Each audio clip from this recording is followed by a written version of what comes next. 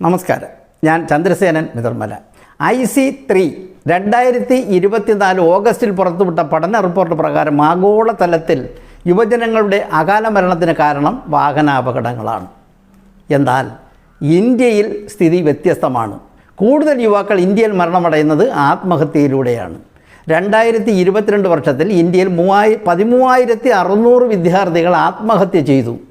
ഓരോ ദിവസവും 35 വിദ്യാർത്ഥികൾ ആത്മഹത്യ ചെയ്യുന്നു.